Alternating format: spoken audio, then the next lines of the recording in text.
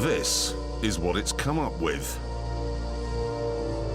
Designed and built by some blokes I've never heard of on an industrial estate in Leicester, it's called the M600. Underneath the rather featureless body, the chassis is made not from carbon fibre, but stainless steel. And the V8 that powers it is lifted from this. Yep, it uses the same engine, albeit with a couple of turbochargers, that Volvo use in the XC90. So, built in Leicestershire from bits of the Industrial Revolution and powered by the engine from a Volvo school bus.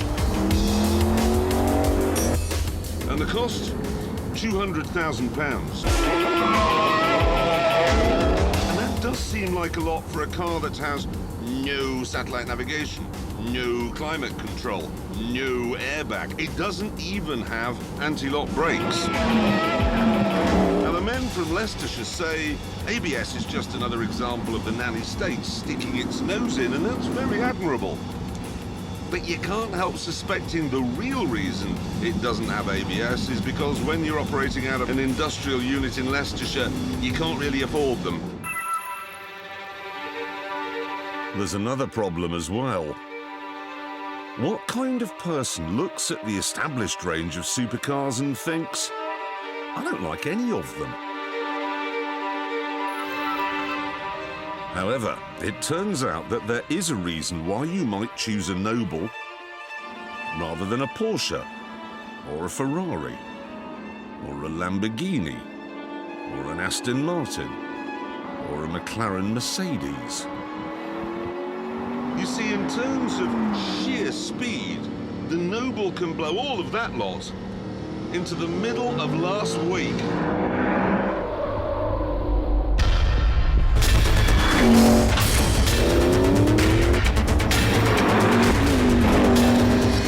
Let me show you what I'm on about here. I'm currently doing 40 miles an hour in second gear. Ready? Foot down. And there's 60. 40 to 60 in 1 second. One! Okay, fourth gear, 100 to 120 in 2 seconds. 100 to 130 in 3 seconds. It does 150 to 170 so quickly, your eyeballs bounce off the back of your skull. Like squash balls.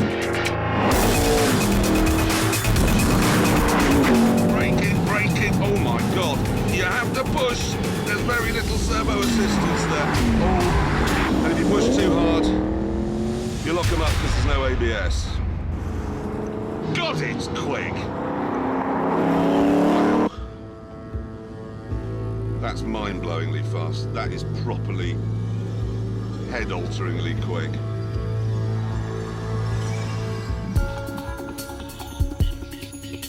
Flat out, it'll do 225 miles an hour.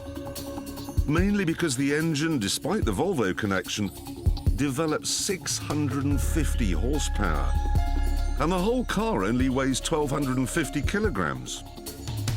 And the news keeps on getting better. This down here is exactly the same switch that a pilot uses in a Tornado fighter bomber to fire the missiles.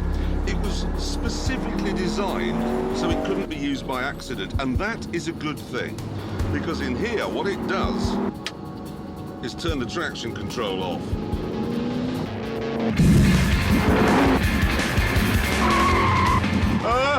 I wish I'd kept it on. I wish I'd kept it on.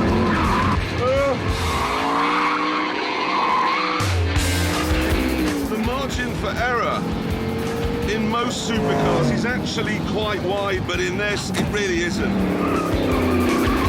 Oh, stop. It's a constant knife edge. 1% too much speed going into a corner, you get understeer. Like that. 1% too much throttle to correct it, you've got oversteer. 1% wrong with the steering, you're going to spin. Remember, there are no electronic driver aids to help you out. There's no Medivac chopper. You get it wrong, you're on your own.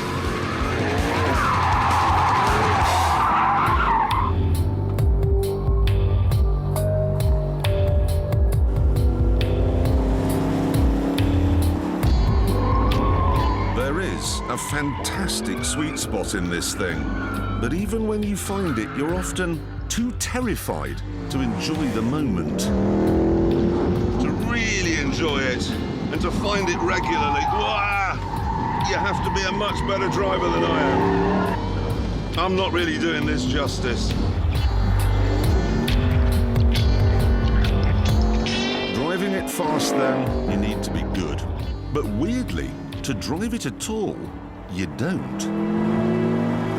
Happily, if you wind the engine down to 550 horsepower or 450, which you can do using this switch here, it becomes a different animal. It becomes completely docile, calm, no harder to drive than a Nissan Micra. And like the old Noble, it's quiet and extremely comfortable. It really does ride beautifully. Summing this car up then is hard because, let's be honest, there are several very good reasons why you shouldn't buy one.